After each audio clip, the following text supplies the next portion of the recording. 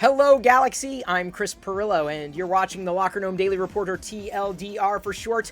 Today on my radar is giving you an iOS review from an Android user's perspective, because I'm pretty much both. I've used iOS pretty much from the beginning. Can't say the same for Android, but drifted to Android on the Pixel not long after Apple launched their idea of what the iPhone in the future would be. That would be the iPhone 10. I realized I was pretty much done with iOS.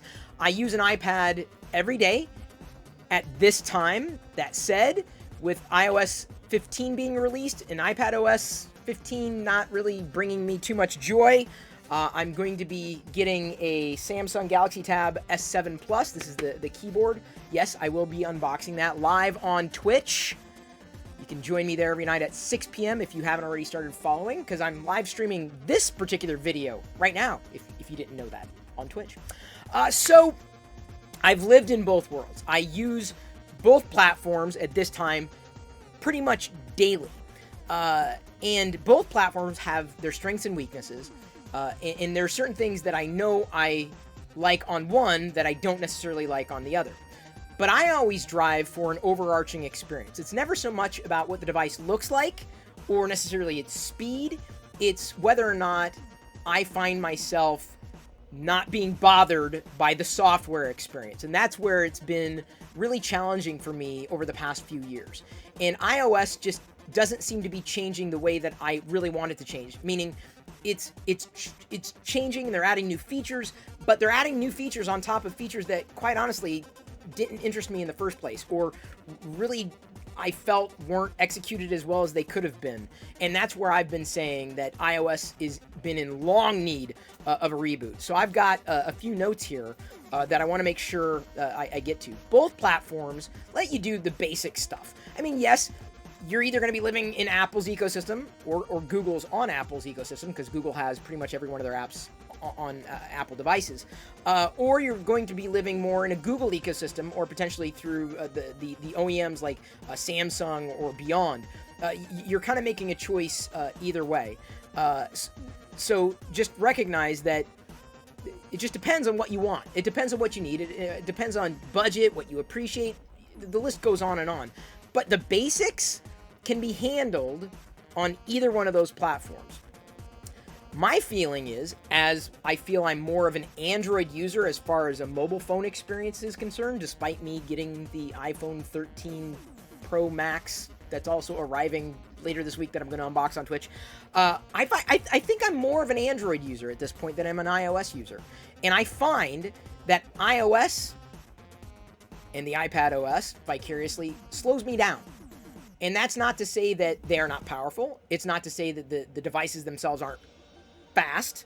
It's not to say that the screens bother me that much. It's just that I find that the way that you can modify experiences on an Android device and the features that Android may very well surface for you, I feel bring me far more productivity, because I can whip around. I've got things down to a science. And unfortunately, it's not the same way with iOS. I'll try to speak through this specifically. Let's talk about one particular feature that I use all the time, the always-on display. You can't do that on iOS. And so when you've got this slab of glass and metal on the desk, you need to know the time. Well, you look at the screen. Kurt Grosser, one of our mods on Twitch, joked. He said, "Well, that's what I have an Apple Watch for." I'm like, great. You spent $300 extra, $200, whatever, on something that you could have had, already had, when the screen's sitting right there. I don't need to wear anything to know what the time is. You know, another example is, how many swipes does it take for you to see the battery percentage in iOS? It took me 0 to see it here on Android. It also took me 0 swipes to see how many notifications and what kind of notifications I might have had. So this is the way I've got my screen set up. This is the home screen. This is the way that I chose to do it. Now, I've got different apps or widgets installed that I can swipe to. I've got my apps managed differently. Because the thing is, with Android, you can have maximum flexibility and maximum productivity tailored to the way that you want to do things, not one size fits all. And so it's a different way of approaching things. But that is why I say definitively iOS slows me down, because I have to do it somebody else's way versus doing it the way that I would find most intuitive. And organize it the way that I feel it's best for me. And Android affords you that opportunity. And you can't base your thinking of iOS on, you know, what it was 10 years ago, nor can you base your thinking on Android what it was 10 years ago, 2 years ago, 3. What I'm saying is each operating system is constantly evolving, small iterative steps. Sometimes they make gigantic leaps, but it's still very much seemingly been, for the past few years, Android and Google have been leapfrogging Apple in terms of implementing features well and getting partners on board and improving, in general, the experience. That's not to say that I've appreciated what Google's been doing specifically with their Pixel line. I used to be a Pixel fan. They kind of pushed me away with the 5. The 6 Pro is also on my radar. It may very well be my go-to device when it comes out. But the problem that I'm going to have with the Sixel, okay, fine, it's the Sixel, is specifically, sorry, Sixel Pro, I should say, Android 12, testing it, you know, all the way through to release candidate on a Pixel 4 XL, it's chonky. Like, the notifications are just bulbous. Like, they just got stung by a bee and are suddenly, like, you know, having some kind of allergic reaction. Everything's just puffy. Everything. And I'm like, okay, I don't know if I like that at all. And I can't change it. And their Material U is, I don't think it went far enough. I like the idea, not the implementation. The nav bar experience on the new Pixel, specifically Android 12 on Pixel devices, it's kind of messy because it's not the same display across all the apps. And unfortunately, that's just the way Google's decided to do their nav bar. So when I say that you have freedom, I'm careful about saying that. You have maximum flexibility, potentially better productivity on Android because you can customize it to your own liking. That doesn't mean that you hit it out of the park or Google hits it out of the park every time. So understand, I'm going to be critical to anybody who produces something that is vying for my attention because I only have so much attention to go around. Another thing that is jarring for me as an Android user versus being an iOS user, or using iOS, is specifically release cadence. So you get what you get for another year. iOS 15 just dropped. That's it. I mean, you're going to get a couple features, but that's it. Nothing. You're not. That's it. You're in. That's what you get for another year. And then you got to hope for something else next year.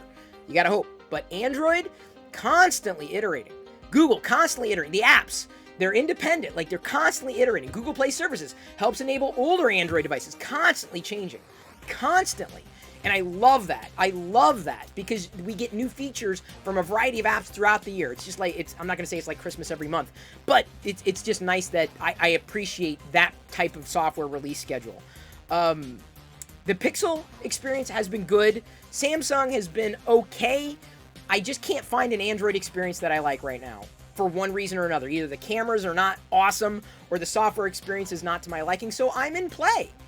At least as far as Android's concerned. I'm not sure at this point whether or not my new iPhone that's coming later this week is going to win me back to iOS because of the ProMotion display, as I've talked about several times over. The biggest reason to get an iPhone 13 Pro Max is forget everything else. The cameras, yeah, great, awesome. No. The ProMotion. 120 hertz or nothing as far as I'm concerned. Bottom line, to kind of wrap up, iOS is Apple's vision of what it should be. Android is not necessarily just Google's vision of what it should be, but there's a better chance of you playing within that ecosystem and making it what you want it to be or what you need it to be. And that's its power, promise, and potential. There are a lot of launchers out there. I've got my favorite. It's not always up to date, unfortunately. To me, iOS looks about the same as it did how many years ago?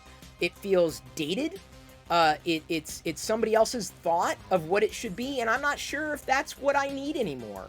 Maybe it fits you. That's awesome. Congratulations. I'm grateful. We don't have to enjoy the same things. Hell, you don't even have to like the same things I like for us to listen to each other, right? So, to me, I wish iOS would get rebooted and give users a bit more fluidity, so to speak, not just in terms of animations, more fluidity with their choices on the platform.